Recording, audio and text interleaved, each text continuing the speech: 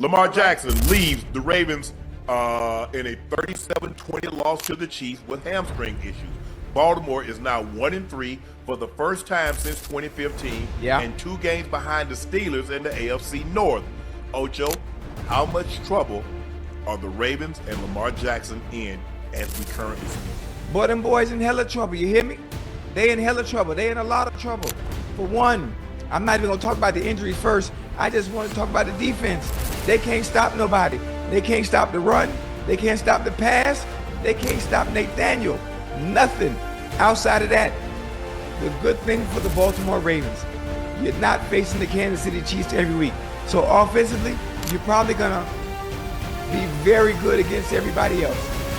With Spags dialed up today, pressure.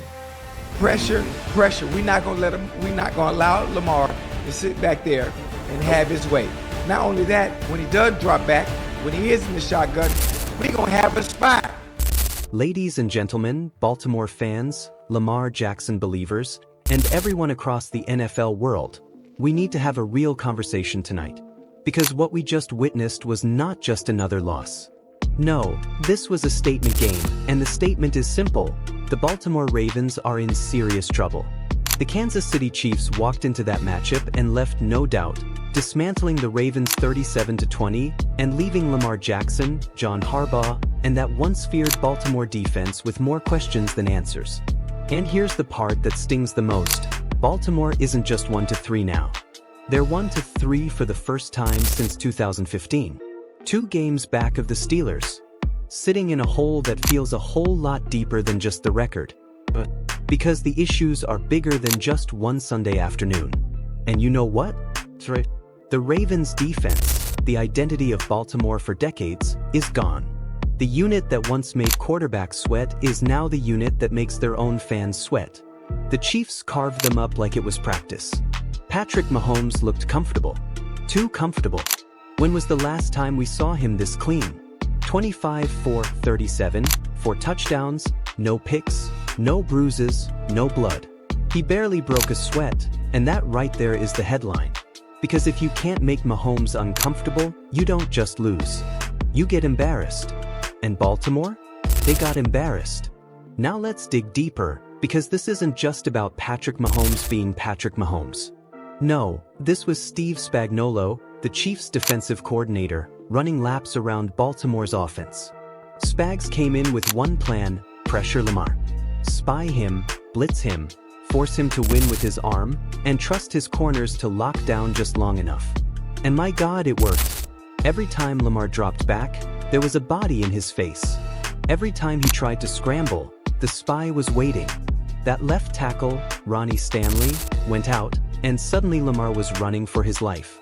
The Chiefs didn't just beat the Ravens. They exposed them. And let's talk about Lamar Jackson. I know some fans don't want to hear it, but the truth matters.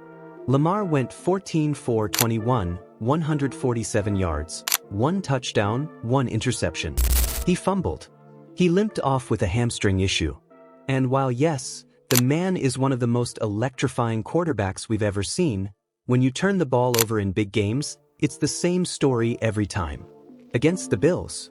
Against the Chiefs. Against playoff teams. That story doesn't change. And Chad Johnson said it best. At some point, the turnovers can't be ignored. For years, we've criticized Josh Allen for being reckless with the ball, for throwing picks in the red zone, for fumbling in key moments. Well, guess what? Lamar's doing the exact same thing. And when your defense is this bad, every turnover is magnified. You put that defense back on the field, and it's over. But here's the wildest part of the night. While Baltimore crumbled, Kansas City looked like the old Chiefs again. This wasn't the team squeaking out one-score games. No, this was a blowout, a domination. They hadn't scored over 30 points in nearly 2 years, and against Baltimore's defense, they hit 37 without breaking stride. Mahomes was clean, the run game was balanced, and suddenly, we're reminded of why the Chiefs are the standard. And if you're a Ravens fan right now, you have to ask yourself, where do we go from here? Because this wasn't just one bad day. This was the blueprint. The league just watched Spagnuolo shut down Lamar, and you think other defensive coordinators aren't going to copy it? Pressure, spy, blitz, and wait for the mistakes. That's the formula. And unless Baltimore's offensive line suddenly transforms overnight, it's going to keep happening. Now, we have to address the elephant in the room, the Ravens without Lamar Jackson. Because if that hamstring is serious, if Lamar has to miss time, this season might be finished before Halloween. Who's stepping in? Cooper Rush? A backup who doesn't have half the mobility, half the creativity, half the dynamism of Lamar? The offense would shrink overnight. The playbook would collapse. And Baltimore would be exposed for what they are, a one-man team. Let's not sugarcoat this. Without Lamar, the Ravens are just another team. With him, they're dangerous. Without him, they're lost. And that is why this injury storyline is massive. But let's go back to Shannon and Ocho's back and forth, because there's another uncomfortable truth here. Shannon called it out, Lamar's turnovers are killing Baltimore. Chad pushed back, but at the end of the day, even Ocho had to admit it. When your quarterback puts the ball on the ground and hands it to the other team, you can't win. You just can't. Hold on. Let me finish. Let me finish. Go ahead, finish. Let me cook. Lamar Jackson. Yes. Was one of the greatest quarterbacks of all time, and he's still Correct. active. Yes. Yes, I expect Lamar Jackson and that defense that once was feared at one point to go in there and be able to beat the goddamn Chiefs. Yes, I do. They got Lamar Jackson and they got Derrick Henry. I expect it. Think about it. So last year they had Lamar Jackson, and when he was an MVP, and the defense was better than that. Yeah. And Baltimore and Kansas City came into their building. Yeah. In the AFC Championship game, what happened? Because what we have seen is that what happened today, Ocho. Yeah. Lamar turned the ball over twice. Yeah. Okay. You're not gonna beat the Chiefs. See, you heard what you just. I need you to say that. I need you to say it. I need you to You get can it say there. it. Huh? We're both breaking down the game. You can say it. No. People want me to let you talk, so I was trying to let you talk. Hold on, I need you to do 8 like you do Joe. You be real hyped, you be real enthusiastic, you be real passionate about the reason we lost. If Joe turned the ball over, he needs to do more. No, well, you lost for same reason. The same reason the Bengals lose is the same reason the Ravens lose. Is because Lamar turned the ball over and the defense sucked. Okay. I just want to hear it out your mouth. That's all. But you know, I'm not breaking news. And right there is the crux of the problem. Baltimore keeps telling us they've got enough. That Lamar has enough weapons. That Derrick Henry was the missing piece. That this offense could finally match the Chiefs blow for blow. And yet, when the lights came on, it was the same story. Mahomes carved them up, Lamar turned it over, and the defense folded. And what makes it worse? The fans know it. They're throwing jerseys in the trash, clowning Lamar online, giving up hope before October. That's how fragile this team's reputation has become. And it's because the margin for error is so slim. With that defense, Lamar has to be perfect. He can't fumble. He can't throw picks. He can't limp off hurt. And asking a quarterback to be flawless every week? That's not sustainable. So where does that leave us? Here's the reality. The Ravens are 1-3, and climbing out of that hole in the AFC North is brutal. You've got Pittsburgh leading the way, Cleveland lurking with a scary defense, Cincinnati desperate to climb back, and now Baltimore staring at the possibility of falling even further. And if Lamar's hamstring doesn't heal quick, the conversation shifts from Super Bowl contenders to season over.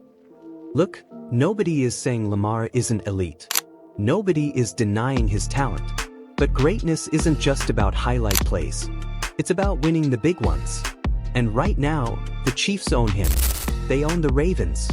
Baltimore is now 1-6 against Kansas City. Think about that. For every 1 win, 6 losses. And Sunday was the worst one yet. So, Ravens fans, it's time to be real with yourselves.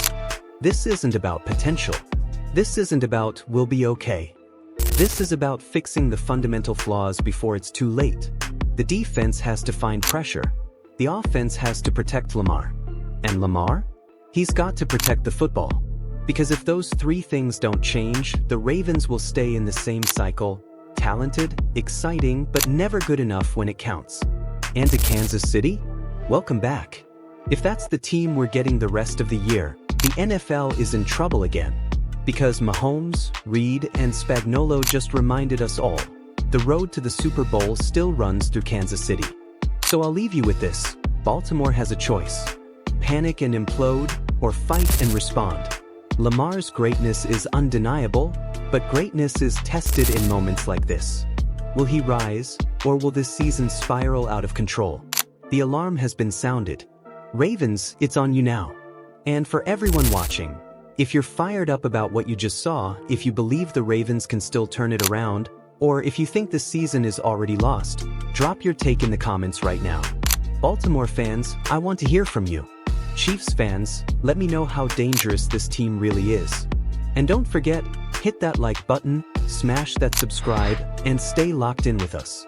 Because this NFL season is only getting crazier, and we're bringing you every controversy, every headline, every fire take right here. This is Gridiron Insights, signing off. Until next time, stay loud, stay real, and as always, like and subscribe.